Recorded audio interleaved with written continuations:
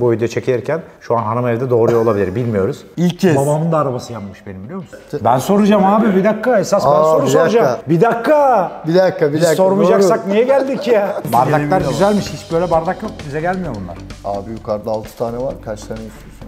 Takımı bozmayayım diye abi ben, yoksa. Ha, anladım. Evet abi, buyurun. Yönetmene bak ya. Barış abicim, öncelikle hayırlı olsun. Teşekkür ederim. Hem YouTube kanalı. İlk konuk ben miyim? İlk konuk sensin abi. Teşekkür ederim. Hoş geldin. Hoş bulduk. Ne yapıyoruz? Şimdi Doğan abicim, sana hazırladığımız 3 tane sorular Tamam. var. 4. soruyu da sen bana soracaksın Tamam. abi. İlk sorumuz şu. Hazırım. Soruyorum. Evet. İlk araban neydi abi? İlk arabam Subaru Impreza VRX'ti. Bu arabayla yaşadığın iyi veya kötü bir anın var mı? Yani o arabayla çok kötü bir anım var. İstersen anlatayım, sarılıp ağlayalım. Yani şöyle, bilen arkadaşlar çok fazla vardır muhtemelen. Bilmeyenler için bir kez daha anlatayım ben de. Hem iyi olur, bu akşam da bir kasvet çöksün içime şöyle.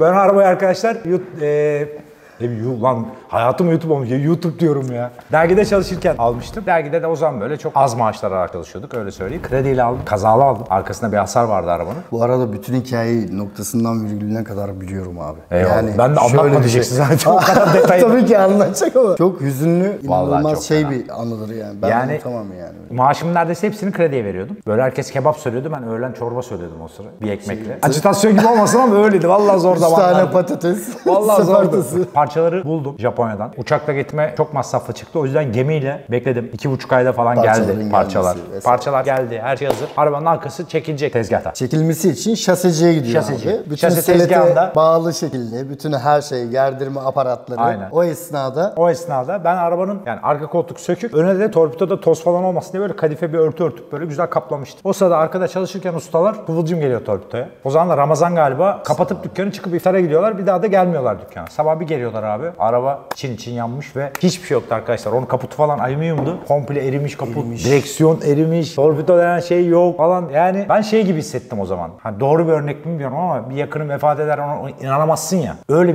bir şey ya. Ben arabaya bakıyorum ama diyorum ki bu bir rüya. Muhtemelen yarın geleceğim, ben arabayı toplamaya devam edeceğiz. Şimdi o zamanki ustalar da çok böyle acayip paralar kazanan falan bir dükkan değil orası da. sene 2000'lerde olmuştu abi, öyle hatırlıyorum. Ben sana söyleyeyim abi, 2003 falan. 2003. Doğru. Şimdi ustalar da o kadar durumu yok. Adamlar da o karşılayacak şeyler değil ve babamın falan yakın arkadaşları adamlardı. Sen de ister istemez üstüne gidip olayın Şimdi ne yapacaksın ki? Bana arabamı alacaksın, yarım bir şey de arabamı olmadı ver, günün sonunda. vesaire. Bunu da Usta verebildiği kadar bir rakam verdiler bu arada ama tabii ki arabanın hiçbir şekilde karşılamıyordu parasını. Sonra arabayı da hurda şekilde sattık. Sonra ben 2 sene o arabanın kredisini ödemeye devam ettim. En üzücü tarafı da buydu.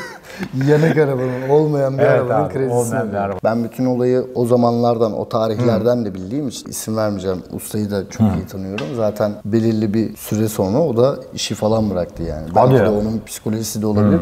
1,5 sene sonra Ya o olaydan adamlar, sonra. o zaman hatırlıyorum, adamlar çok üzülmüş. Kimse zaten böyle bir şey istemez yani. Onunla beraberinde dükkan da tamamı yanmıştı. Evet, 2 tane daha araba vardı bu arada. Arkadaşlar dükkanın içinde, senin arabandan hariç 2 araba daha vardı. Onlar da gitti. O arada bir psikolojisi gitti zaten dükkan sahibinin. Ben sanayide çalışan ustalarımızın %80'i bilir onu yani, hiç unutulmayan, bazen böyle gündeme gelen de bir muhabbetti abi. Sanayiye böyle bir olayla damga vurmuşsunuz, kötü bir olayla.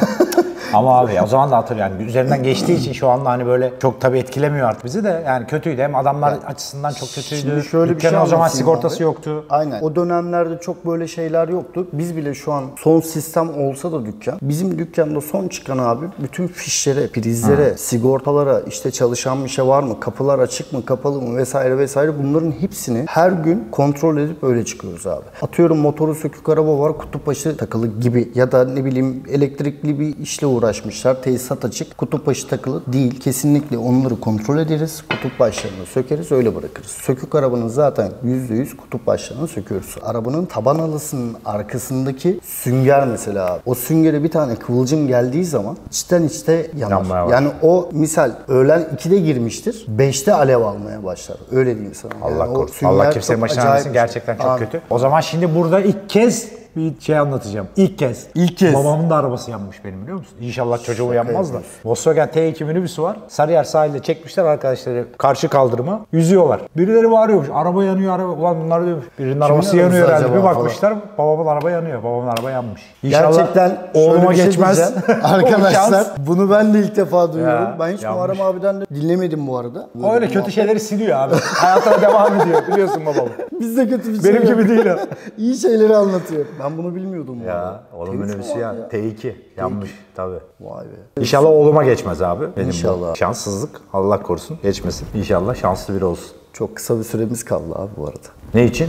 Videonun bitimine? Ha. Evet, bu video çekilirken şu an hanım evde doğuruyor olabilir, bilmiyoruz. Biraz önce aradı, bacağıma kramp girdi dedi ama o doğumla Tamam alakası abi. yoktur herhalde. Üçüncü soruyu Yok soruyorum. abi, hemen hazırım, evet buyur Üçüncü abi. soruyu Biz yok, soruyorum. sabaha kadar konuşuruz. Ya bunu soracağım ama hani senin için çok değişik bir şey değil. Sanayiye girdiğinde ne hissettin Ne abi? hissettim? O güzel soru. Sanayiye Böyle bir girdiğimde soru var. ne hissettiğimi idrak edecek yaşta değildim. Çok küçüktüm işte. Babamların o zaman birinci kısmı arkadaşlar İskenderlerin şu anki dükkanın 2 dükkan yanında babam boyacıydı, amcam kaportacıydı. Beraber bir ustanın yanında çalışıyorlardı. Bülent Usta, Songül Otokaporta. Bak hatırlıyorum oha. Evet, doğru. Hatırlıyor musun? Doğru. Tam köşede. Amcam da onların hemen karşısındaki Honda yedek parçasında çalışıyordu Çetin abinin yanında. Tam köşede. Evet. O da. Ben işte sanayiye herhalde babam beni 4 yaşında falan 3 yaşında getirmeye başlıyordu. Tabii o zamanlar ne hissettiğimi bilmiyorum. Ama kendimi bildiğimde Şimdi şöyle bir şey. Amca, baba hepsi sanayici Tabii. olduğu için yani senin 3-4 yaşında ben gayet normal tabii ki abi. canım zaten hanım değil, önemli değil.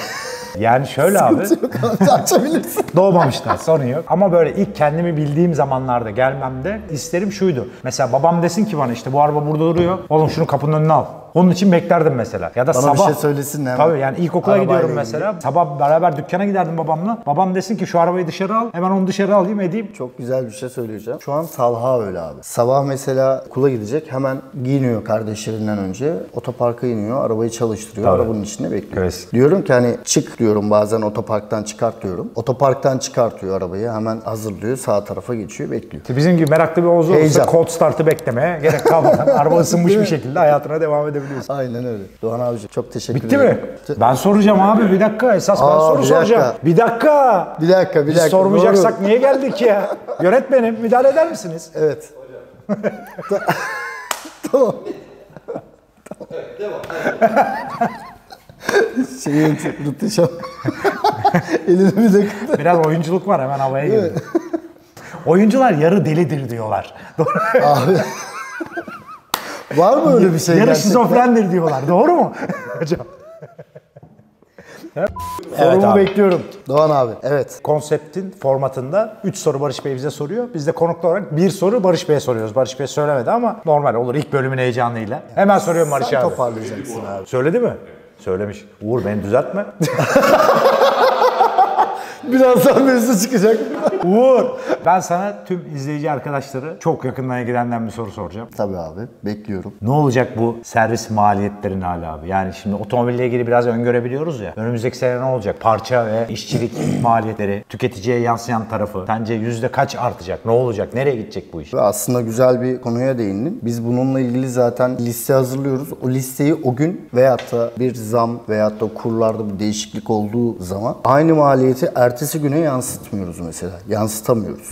Bunun önünü görebiliyor musun dersen bunu ben de göremiyorum açıkçası. Bir aldığımız hava filtresini misal 1000 liraya alıyorsak bir hafta sonra 1,5 lira falan oluyor. Yani 1000 liraya aldım 1,5 oluyor gibi bir makas var. Şimdi burada zaten bazı şeyler oturmuş olsaydı, her gün rakam değişikliği olmasaydı sabit bir rakamla, sabit bir işçilikle devam ediyorduk. İster istemez şimdi parçadan da bir kar marjımız oluyor şimdi. Yani bunu herkes biliyor. Sonuçta sadece bir dükkan, bir işletme işçilikle dönmez. Bunun için ne abi? Mecburen biz de işçiliklere parça çıktığı zaman otomatikman işçilikleri de yansıtıyoruz. Yansıtmak zorunda kalıyoruz. Peki ne öngörüyorsun? Yani geçen seneyle bu sene arasında, bu senin suçun değil yani bu arada arkadaşlar. Bu Yani işte o- benzin, öyle yakıt mi? fiyatı artıyor. Benim- Parçayı nerede üretiliyor? Atıyorum adam Konya'da hava filtresi üretiyor. İstanbul'a getirmek için yakıt harcıyor. Yakıtın parası arttığı için. Doğru. Dolayısıyla Otomatikman lojistik her şey- maliyetleri arttığı için her şeyin Her şeye fiyatı artıyor. yansıyor. Ama şöyle bir şey, benim öngörüm şu abi. bazı malları stok çekersek biz zaten burada indirimli rakam sunuyoruz. Ama atıyorum 6 ayda malı erittin. Bir 6 ay sonra bir daha mal çekeceksin. O malı zamlı aldığımız zaman yansıtmak zorunda kalıyoruz. 1 veya 2 sene daha böyle bir hareketli olabiliriz. Artmaya devam edecek. Artmaya devam edecek rakamlar konusu. Teşekkürler. Benimkinin bakımını o zaman bu hafta halledersek. Kuru Bütün sabitleyeyim. bütün parçaların hazır senin. Sorun sıkıntı yok. Çok teşekkür ederim Ben teşekkür abi. ederim. Çok Barış sağ ol. abi ağzına sağlık. Kanal Konsepti hayırlı beğendim. olsun. Biz bu kanalın askeriyiz. Eyvallah. İstediğin zaman 7/24 buradayız. Teşekkür Eyvallah. ederim. Bir doğum iznim var sadece bu ara. Ondan sonra full buradayım. Problem yok. Arkadaşlar Sağ ol. videoyu Ayağına beğenmeyi, yorum yapmak isterseniz yorum yapmayı, bir de Barış abime destek olalım. Kanala abone olmayı lütfen unutmayın. Teşekkür ederim. Teşekkürler arkadaşlar. Sağ olun. Sağ ol Doğan abiciğim. Evet, Mert'i alalım ben. Buyurun Mert Bey.